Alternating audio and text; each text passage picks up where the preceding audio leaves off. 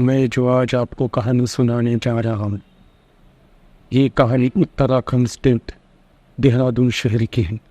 इसी शहर में एक गरीब परिवार में सुरेश नाम का एक 22 साल का नौजवान लड़का रहा करता था।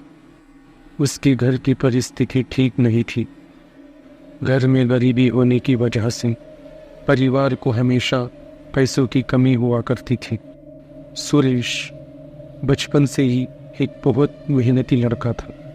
सुरेश अपनी इसी मेहनत के दम पर अपने कॉलेज की डिग्री पास कर चुका था। कॉलेज की डिग्री पास करने के बाद सुरेश एक सरकारी नौकरी की तलाश में था, लेकिन घर के हालात ठीक न होने की वजह से सुरेश एक ऐसी काम की तलाश में था जहाँ पर वो रात में काम कर सके और दिन में पढ़ाई कर सके।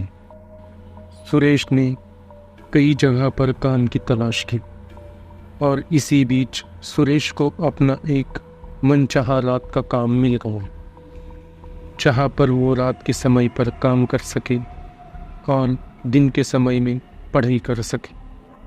सुरेश को देहरादून के ही शहर में होटल मूनलाइट में सफाई कर्मचारी का काम मिला। होटल मूनलाइट देहरादून शहर का एक जाना माना होटल है। होटल मूनलाइट जाना माना होने की वजह से वहाँ पर कई बड़े बड़े परिवार अपने फैमिलीज़ के साथ आया करते थे और वहाँ के खाने को एंजॉय किया करते थे और वहाँ पर रहने के लिए रूम बुक किया करते थे। सुरेश मूनलाइट होटल में रात के समय में काम किया करता था और दिन के समय में अपने घर पर पढ़ाई किया करता था। ऐसे ही कुछ दिन होटल मूनलाइट में सुरेश के काम करते करते बीत चुके थे। ऐसे ही एक रात सुरेश काम करने के बाद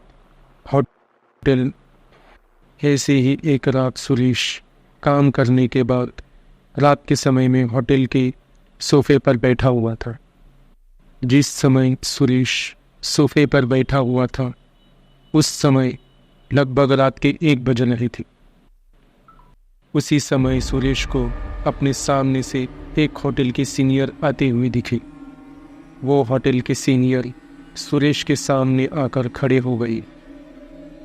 उन सीनियर ने सुरेश से पूछा कि तुम यहाँ पर क्या कर रहे हो।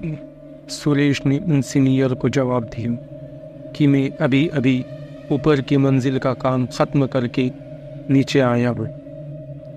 ये सुनने के बाद उन सीनियर ने सुरेश से कहा कि तुम होटल की 4थी मंजिल पर जाओ और वहाँ के हर कमरे की साफ़ सफाई अच्छे से करो। सुरेश ने सीनियर को हाँ में जवाब दिया और वो अपने काम की तरफ चल पड़ा। सुरेश जैसे ही 4थी मंजिल पर अपने काम के लिए पहुंचा तो उसे कुछ अजीब सा महसूस हुआ, लेकिन सुरेश ने इस तरफ ज़्यादा ध्यान नहीं दिया। सुरेश अपने काम की तरफ चल पड़ा। सुरेश 4थी मंजिल के हर कमरे की साफ़ सफाई अच्छे से कर चुका था।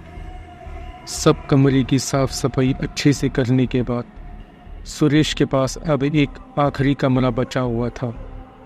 वो कमरा नंबर 107 था। जैसे कमरा नंबर 107 की करीब पहुंचा, सुरेश को फिर से कुछ अजीब सा महसूस होने लगा। इसी बीच सुरेश ने कमरा नंबर 107 खोला। जैसे ही सुरेश ने कमरा नंबर 107 खोला, सुरेश अंदर का नज़ारा देखता ही रह गया। कमरा बहुत ज़्यादा आलीशान था और वो बाकी कमरों से भी बहुत अलग था।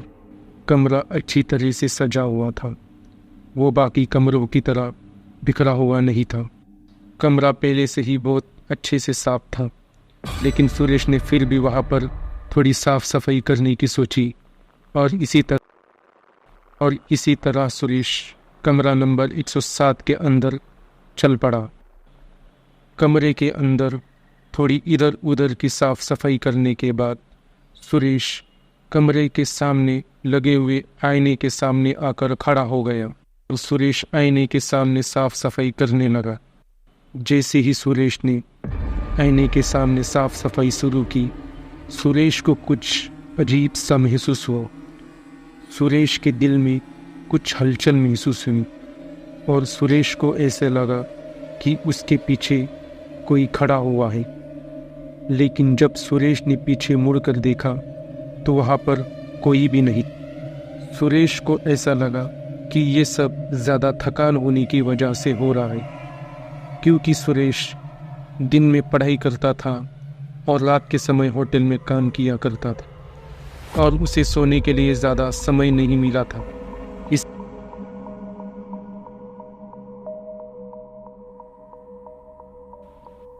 और फिर से सुरेश आईने के सामने साफ सफाई करने लगा। लेकिन इस बार सुरेश के साथ जो होने वाला था, सुरेश ने वो अपने कभी सपने में भी सोचा नहीं था। लेकिन फिर से सुरेश को ऐसा महसूस हुआ कि एक साया फिर से उसके बहुत ज़्यादा करीब खड़ा हुआ है। लेकिन सुरेश ने जैसे ही पीछे मुड़कर देखा तो वहाँ पर कोई भी नहीं था। लेकिन इस बार सुरेश पूरी तरह से डर चुका था। उसके दिल में एक अजीब सी, इसी डर की वजह से सुरेश दरवाजे की ओर बढ़ा और जैसे ही सुरेश दरवाजे के करीब पहुंचा तो उसके सामने एक साया आ चुका था। जैसे ही सुरेश दरवाजे के करीब पहुंचा तो उसके सामने एक काला साया आ चुका था। उस साये को देखकर सुरेश पूरी तरह से डर गया और उसकी दिल की धड़कनें तेज हो गई। उस काले साये को देखकर सुरेश ने एक जोर की चीख मारी और सुरेश की चीख पूरी होटल में गूंज पड़ी। उस साये ने सुरेश का गला पकड़ लिया और उसे दबाने लगा। वो साया सुरेश को मारना चाहता था। इसी बीच होटल के सारे स्टाफ चौथी मंजिल पर आ चुकी थी। होटल के सारे स्टाफ कमरा नंबर 107 की ओर चल पड़े और जैसे ही उन्होंने कमरा नंबर 107 खोलने की कोशिश की, वो कमरा उनसे नहीं खुला। वो कमरा अंदर से बंद था। बहुत मेहनत के बाद होटल के स्टाफ ने कमरा नंबर 107 खोला और जैसे ही उन्होंने अंदर का नज़ारा देखा, वो देखते ही रह गए। जैसे ही उन्होंने अंदर देखा, उन्हें सुरेश ज़मीन पर पड़ा हुआ मिला। होटल के स्टाफ ने सुरेश को वहाँ से उठाया और वो उसे होटल के हॉल में ले आए।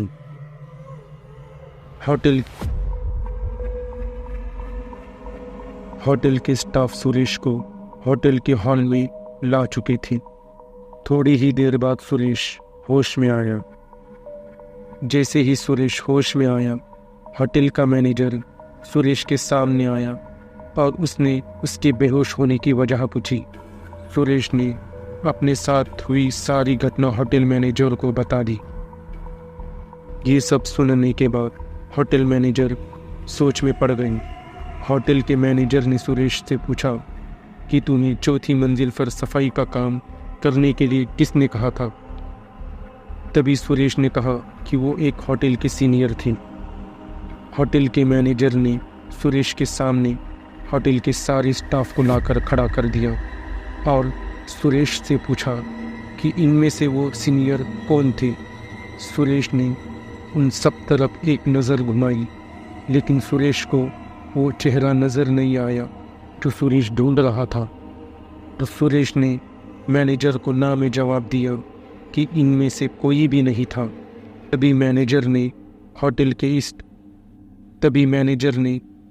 के एक स्टाफ मेंबर को ऑर्डर दिया कि वो होटल के सारे स्टाफ मेंबर की फ़ोटोज़ यहाँ पर ले आए। थोड़ी ही देर बाद वो स्टाफ मेंबर फ़ोटोज़ लेकर होटल के मैनेजर के पास आ चुका था। होटल के मैनेजर ने वो सारी फ़ोटोज़ सुरेश को दिखाई और उससे कहा कि इनमें से कोई था या नहीं। सुरेश एक एक फ़ोटोज़ बहुत ध्यान से देख रहा था और एक एक फ़ोटोज़ देखते हुए उसे एक फ़ोटो मिली जो उसे बड़ी ध्यान से देख रहा था। ये वो वही फ़ोटो थी जो उस सीनियर की थी। सुरेश ने वो फ़ोटो होटल के मैनेजर को दिखाई और जैसे ही वो फ़ोटो मैनेजर ने देखी तो मैनेजर पूरी तरह से डर चुके थे। और जब ये फ़ोटो बाकी के स्टाफ मेंबर ने देखी तो वो भी पूरी तरह से डर चुके थे। उन सब लोगों का डरा हुआ चेहरा देखकर सुरेश ने होटल के मैनेजर से पूछा कि क्या बात है। तब मैनेजर ने उसे एक दिल दहला देने वाला सच बताया। तुमने जो फ़ोटो अब हमें दिखाई है वो यहाँ पर पहले काम किया करता था। वो तुम्हारी ही तरह यहाँ पर एक सफाई कर्मचारी था।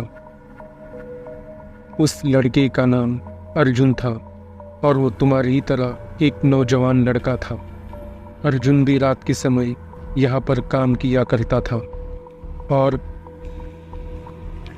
उसी रात हमें ऐसे ही एक रात हमें अर्जुन की चीख पूरे होटल में सुनाई दी। और जैसे ही हमने उस चीख की आवाज़ सुनी तो हम चौथी मंजिल की ओर चल पड़े और हमने जैसे ही कमरा नंबर 107 खोला तो वहाँ पर हमें अर्जुन मरी हुई हालत में मिला। वो किस वजह से मरा ये अभी तक किसी को भी नहीं पता चला, लेकिन आज से ठीक 6 महीने पहले एक शादीशुदा कपल उस कमरे में ठहरा हुआ था और उसी रात उन कपल के बीच में जोर से झगड़ा हुआ और इसी झगड़े के बीच में पत्नी ने अपने पति का फ़ोन कर दिया। इस घटना को बीते हुए अब 6 महीने बीत चुके हैं, लेकिन इतना समय गुजर जाने के बाद भी चौथी मंजिल पर अजीबोगरीब घटनाएं होती रहती हैं। खासकर कमरा नंबर 107 में बहुत ही अजीब सी घटनाएं होती रहती हैं। वहाँ पर रात के समय में कोई भी नहीं जाता, इसलिए हमने कमरा नंबर 107 को रात के लिए बंद किया हुआ था। पता नहीं तुमने कमरा नंबर 107 कैसे खोल लिया।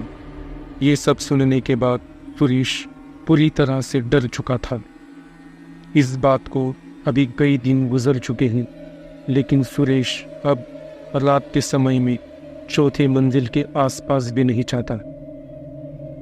अगर आपको ये स्टोरी पसंद आई है तो वीडियो को लाइक और चैनल को सब्सक्राइब करना ना भूलें और बेल नोटिफिकेशंस ऑन पे सेट कर दें ताकि हमारी आने वाली हर वीडियो की नोटिफिकेशंस आपको मिलती रहें।